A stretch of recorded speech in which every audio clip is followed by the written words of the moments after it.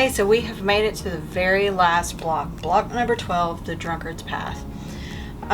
There are different variations on this. It all stems from the Drunkards Path, so there's different names like Old Maid's Puzzle and things like that. But the Drunkards Path was the first one that kind of came about, and then just by turning different ways, you can make this look completely different.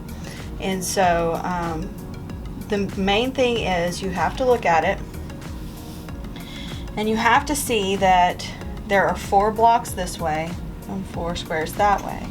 So it's a 16 patch. So it still works basically like a 9 patch whenever you've gotten your squares together. So piecing them once you've pieced your circle is not a problem. But the reason that this is the very last one is because it is working with circles. And so far we've done everything on squares or triangles. Everything's been a straight line. This is not straight in any way, shape, or form. When you are doing these, you are really having to rely upon the bias to make sure that they fit together. Because what you're doing is taking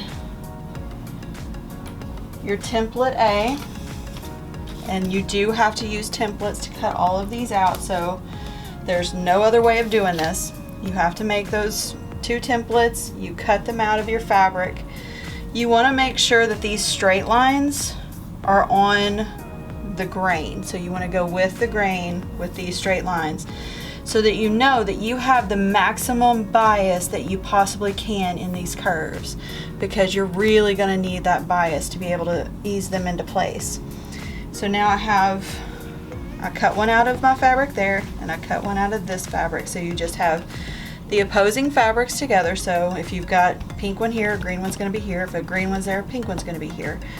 And then you have to make those 2 edges fit together and have a 1/4 inch seam.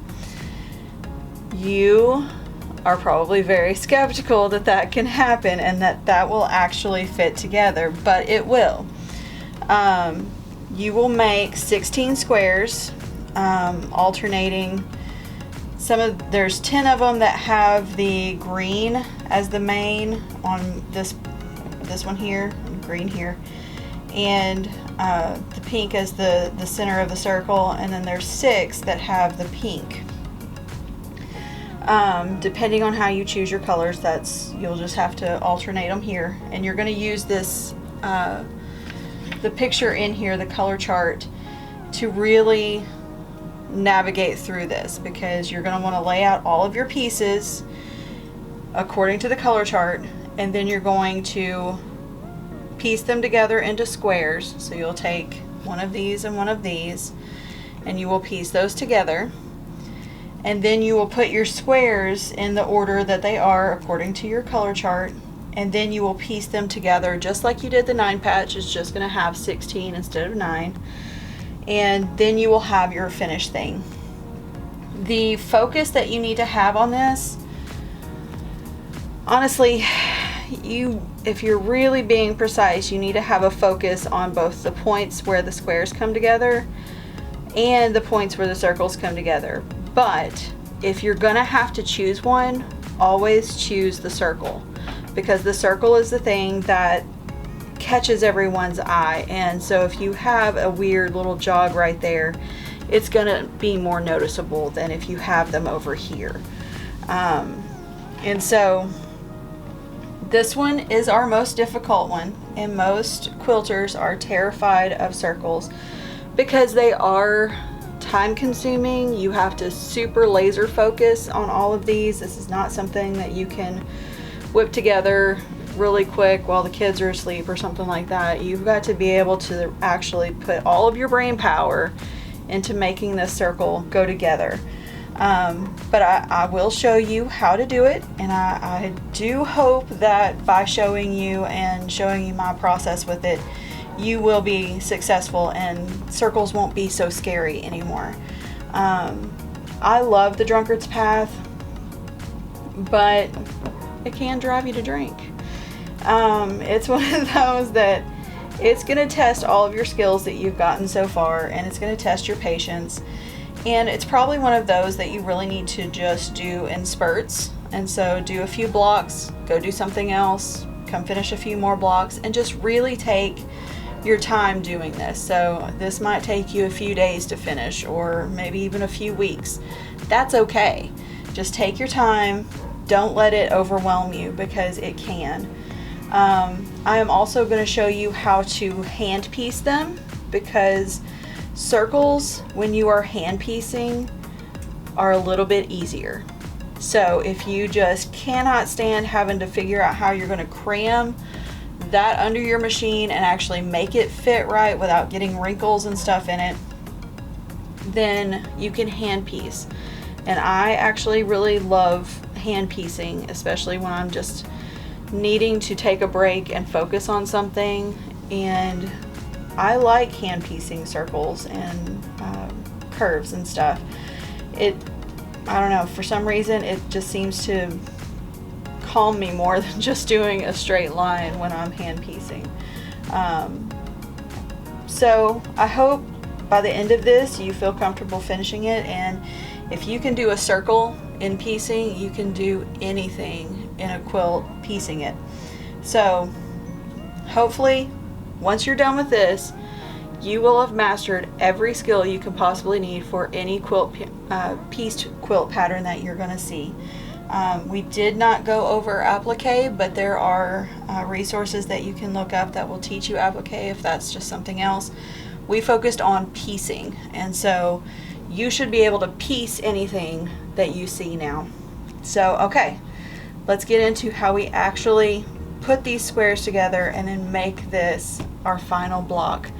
And good luck with it, and if you have questions, let me know. All right, let's get started. The key to this is 3 points. You need to find your centers, and so what I'm going to do is fold this in on itself, and I'm going to find the center. And you can mark it any way you want to. I saw one lady who she clipped it, and that actually seemed like the easier way for me. And so you just make the tiniest bit of a clip. You don't want a huge one because you don't want to cut into your seam allowance, right? So you just want to snip just the very tip of this off, so that when you open it up, you've just got this little V cut out of the very center of it. And you're going to do the exact same one here. So you're going to fold this, so you're going to take it and fold it to where these points meet, and then you've got your little circle right here, and you're going to snip that very center piece.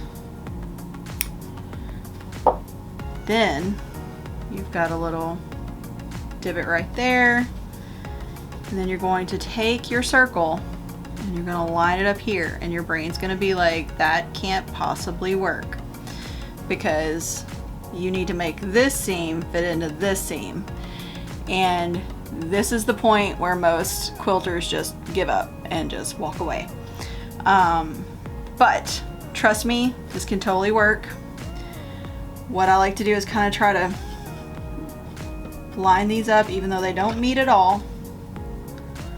Make sure that my center points are together and that these are pretty close to equal on the way that it's kind of excess right there.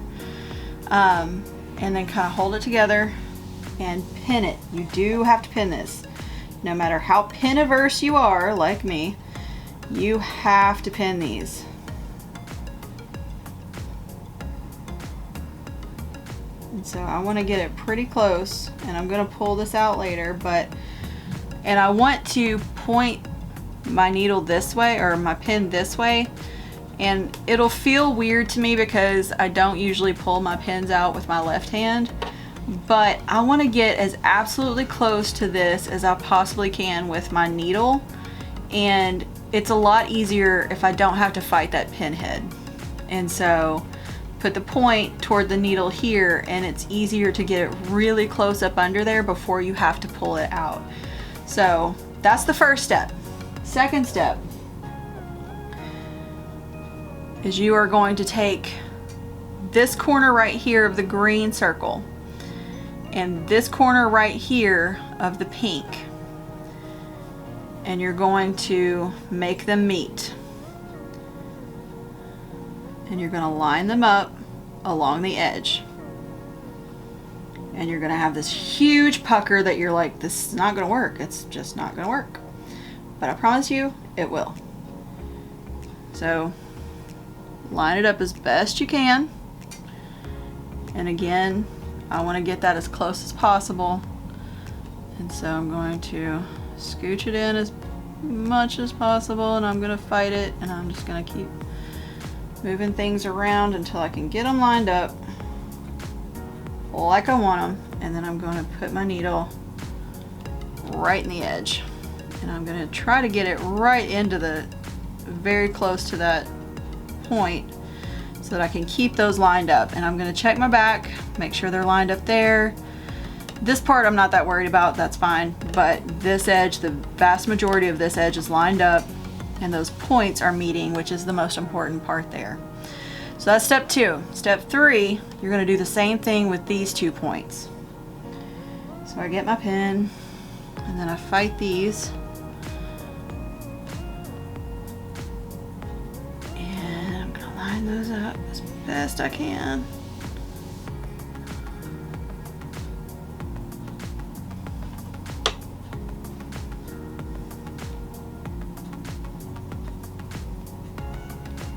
Okay, well, see, I can still see some green over here at that point. I really want those points right next to each other. I want them to be as close as possible, so I need to back that pin out some. Maybe not all the way, but yeah, I'm gonna take it all the way because I'm gonna fight this, or it's gonna fight me, whichever. Whoever started the fight, I'm gonna end it, and I'm gonna win. So there we go. And yes, I hate to tell you, you have to do this 16 times to actually get a full square. Okay, so now I've got this and it's all puckery looking and crazy. What you're gonna do is you're gonna face the green part, the orange, the orange, Lord, the circle part to the bottom, and that's gonna be where your feed dogs are grabbing, and the square part is going to be at the top. And you're going to fit that right up under your needle and get it lined up as best you can. And I'm going to pull that pin out.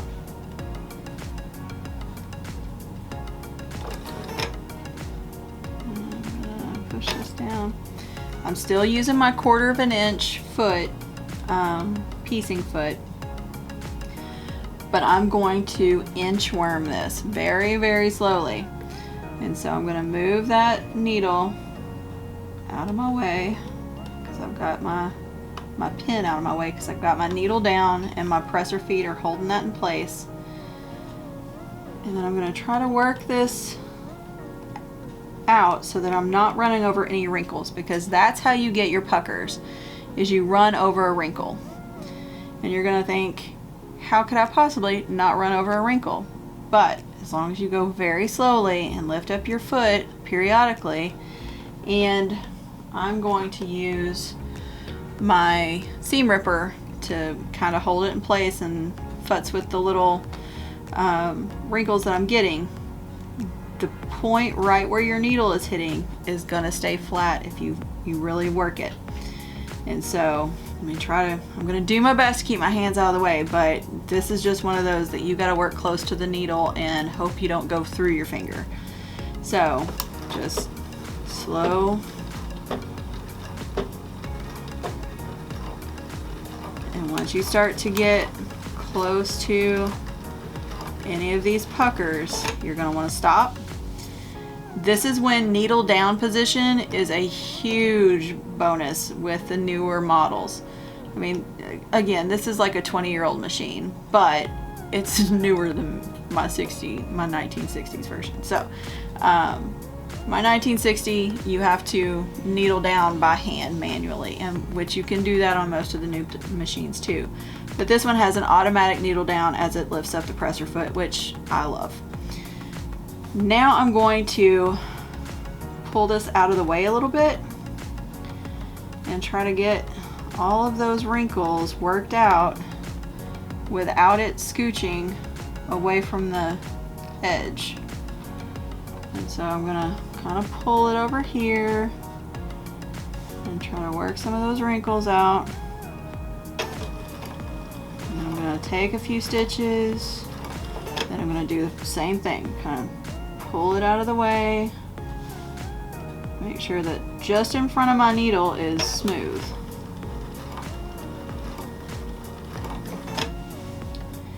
And I'm constantly having to kind of twist it a little bit so that I'm staying on that seam too. So, trying to get my next little bit of my seam lined up. There we go. And as I get close to that center, I'm going to pull that pin out, but I'm going to try to leave it as long as I possibly can without running over it, because I don't want to break my needle or my pin.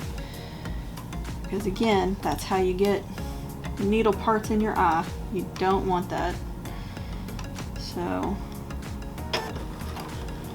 I'm not running over that pin now. And I'm gonna get close up and scooch that a little bit more out of the way.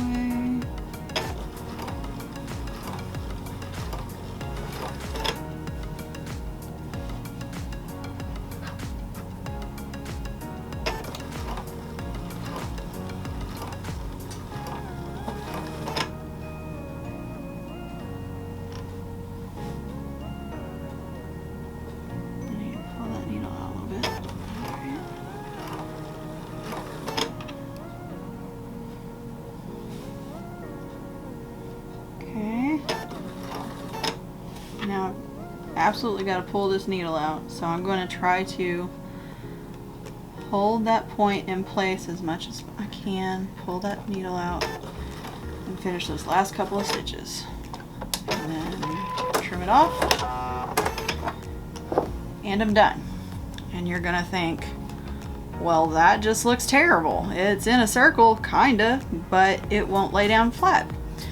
That's because with circles, you have to clip your seam allowance, and this is going to terrify you because you're going to be like, oh no, I'm going to clip through my seam allowance, it's all going to fall apart. I just worked so hard to get that seam allowance in there, and I'm going to have it fall apart.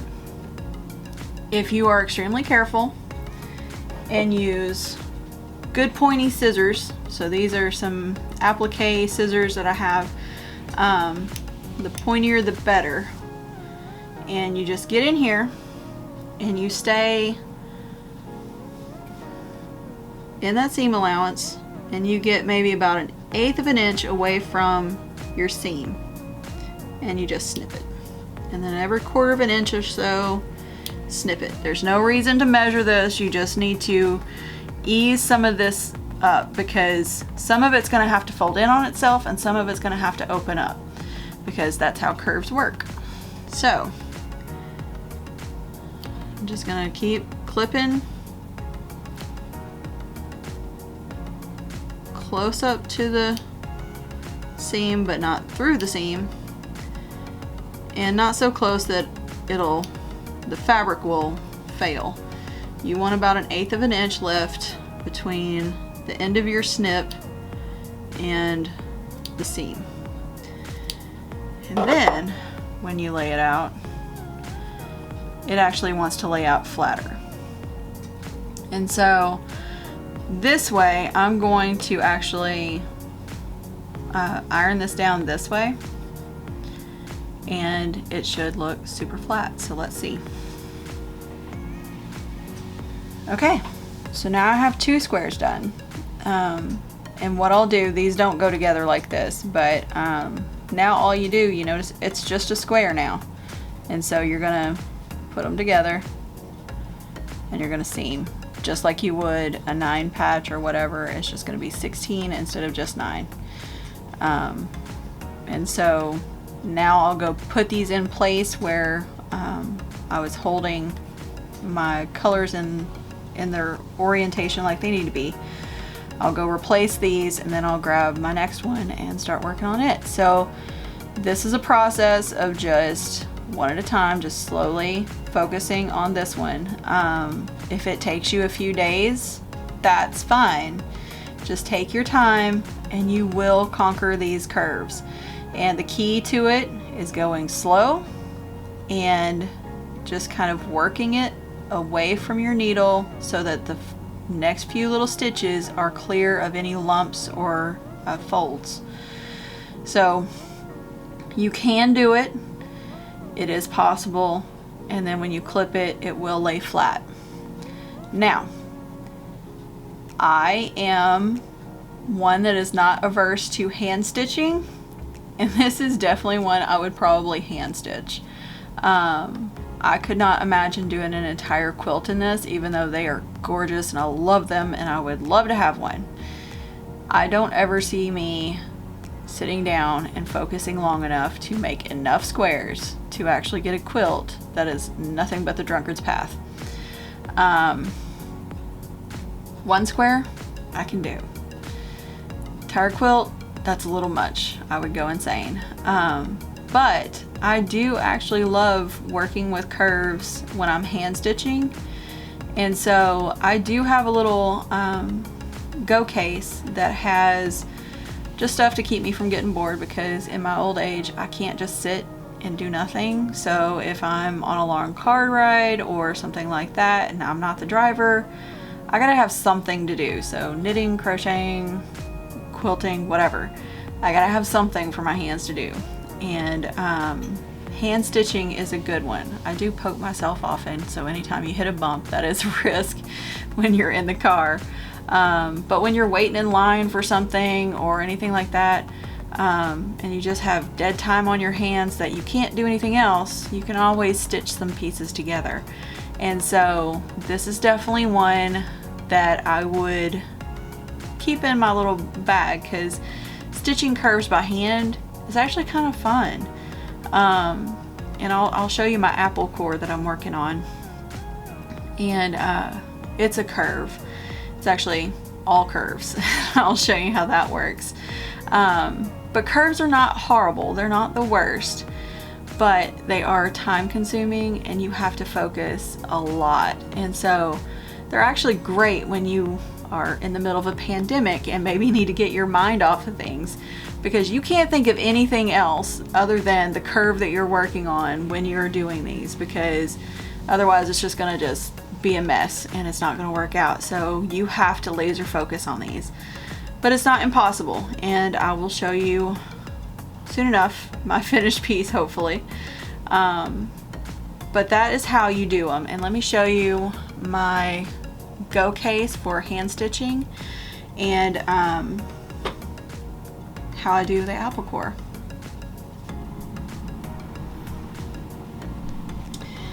So this is my quilting on the go train case. It's an old Samson. I just love these. You can find them, they're not extremely cheap, but you know, 40-50 bucks, you can find them online. It's from the 50s or 60s, something like that. And you usually have to rip out all the stuff on the inside because it was done with fabric and they get kind of gross.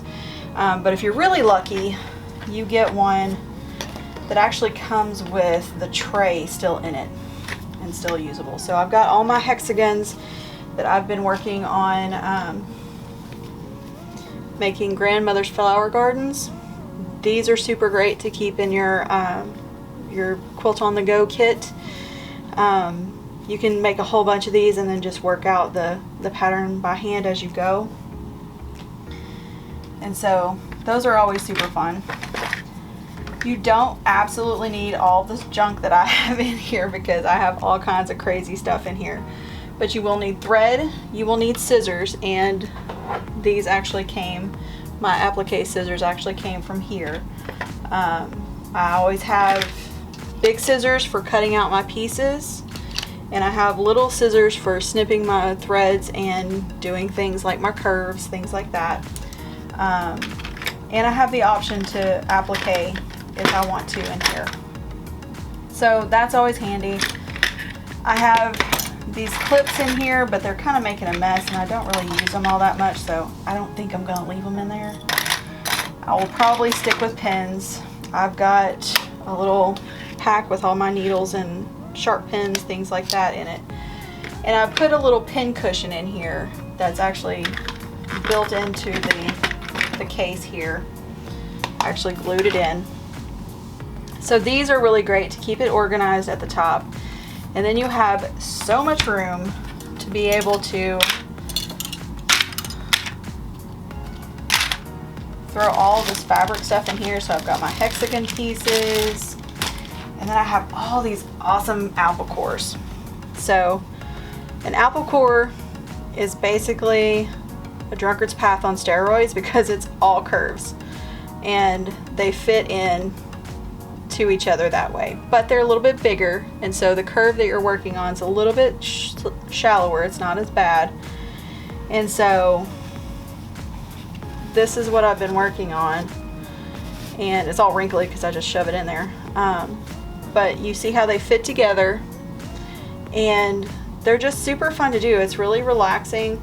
And this is actually a cutter that my mom has that I can just cut out a whole bunch of the pieces, and I just hand stitch the back side of it and then clip it and then go to the next one. And so the next one I will just fit into there, and so I'll do the same thing. I'll just line up my center, and then I'll line up my points, and then as I stitch across it, I will make sure that these ease into each other. And so your Drunkards Path would be the same way, just a little bit smaller. And so things like this that are, you find a little too tedious on the machine, are actually great for killing time when you have to, waiting at a doctor's office or whatever. This will eventually get too big to be able to pull it out in public like that, but you can work on sections and do smaller pieces. And what I was kind of going with this color scheme and everything was kind of a water, and so waves in water, and it's all greens and blues and stuff. And this one is one that I have pinned, but I haven't actually stitched yet, so I've pinned it in the 3 places, and I will just go through and hand stitch 1/4 of an inch. Now, if you are trying to be awesome and very particular about it, they make a tape that you can actually tape across here that is 1/4 of an inch, so that you know you're actually hitting 1/4 of an inch. I don't do that. Sometimes I'll use these little things because these little clips actually have little lines on them, and one of them is 1/4 of an inch away, and so I can kind of use those to kind of gauge it. But most of the time I just kind of eyeball it and get close enough, and a lot of times with quilting, close enough is good enough. Our great-great-grandmothers never sat there with a special ruler or tapes or anything like that. They just knew about 1/4 of an inch, and as long as you make them all about the same way, it works out in the end. And once you go to iron it out and stitch it into a quilt, doing the quilting and everything on the quilt, you know, you can work it out so you can kind of save some of the puckers and things like that. So if you are intimidated too much by using the machine to make these, you can always hand piece them, and it is just a back and forth stitch. And so no, that's too short.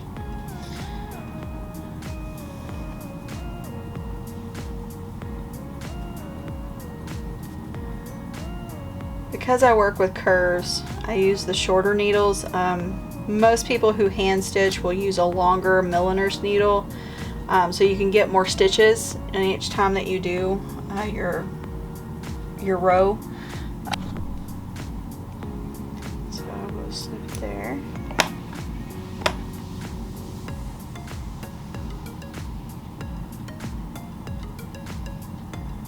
I'll try to line it up there. Take my pin, put it in.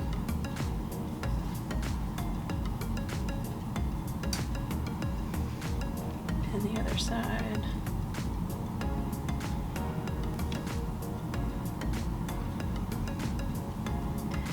And now I found my needle where I threaded it.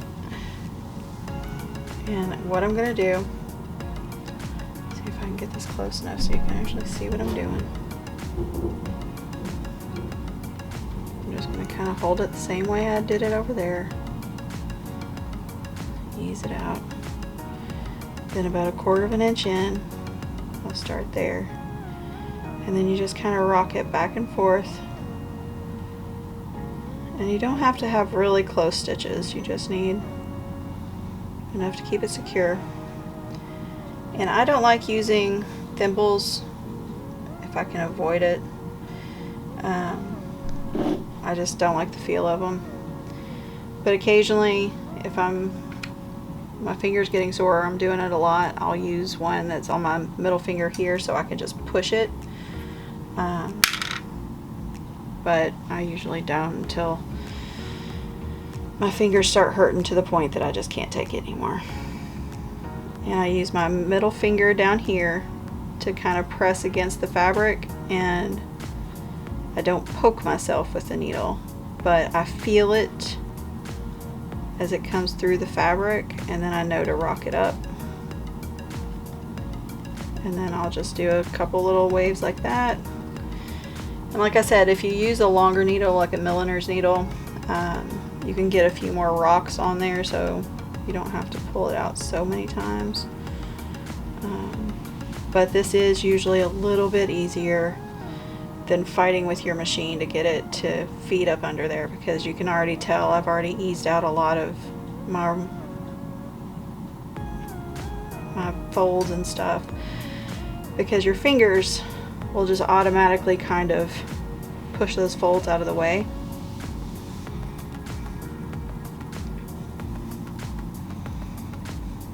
And then when you do it like that, because you don't want you want to pull them snug, but you don't want them tight, because you don't want to pucker your fabric like a ruffle using that, using your thread to pucker it like that with too tight of a thread. But you do want it to be not loose.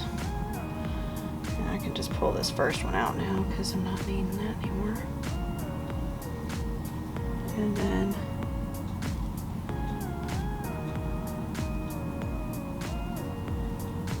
line it up a little bit better again. And then keep on working. Ouch. And poke yourself occasionally.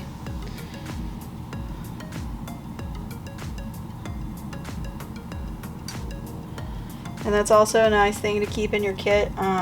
You will stab yourself from time to time. Usually it's not enough to, I mean, if it bleeds at all, it'll just be like a drop. But you sometimes want to keep some Band-Aids and stuff for the moments where you really get a good job in there.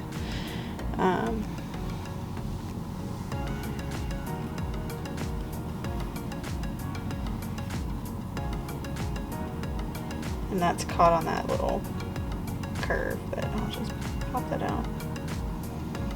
Ease it. And then when I get to the end, line it up just a little bit better.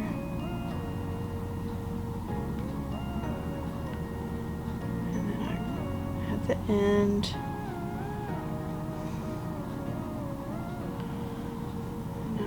to push it all the way through. Make sure everything is snug but not so tight it's distorting things. And then I'm just going to make a loop.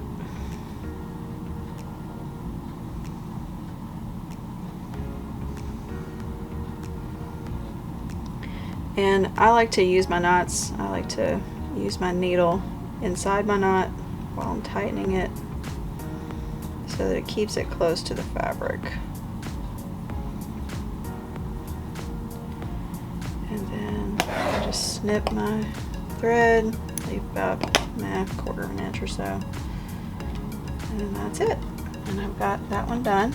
So I'll take these pins back out, put them in a pin cushion, and then I'll go and I'll clip just the same way. So you want to do it about 1/8 of an inch from there, but you don't really, I find that when you hand stitch you don't need quite as many because your stitches are usually a little further apart. But just kind of snip it, and then you're done. And you've got another one done. And then you'll just iron that down like you did the other. So hand stitch or sew with a machine, either way, you will have a little bit more variance in your hand stitch stuff, but that might help ease your brain a little bit than having to fight it with the machine. Again, that's totally up to you. You decide how you want to piece things together and what you want them to look like. I personally really like the look of hand piece stuff. You can usually tell when someone has hand piece, but that's the beauty of it, is you can look at it and you can see that they were taking the time and they used their own hands to put them together. So it makes it a little bit wonky, but that's the beauty of it, I think. So that's just completely up to you how you want to attack that. If you want to go nuts like I did and create your own quilt on the go kit, you can. However you like things. And that is our final block. And so I'll finish these and put it together, and eventually you will see it in a finished quilt, but right now probably not. It's okay.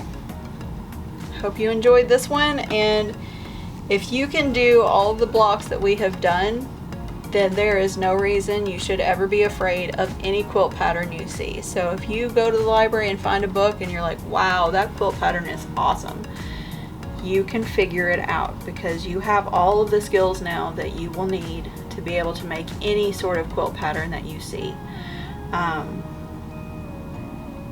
It's okay. Have a good one, and I'll see you around.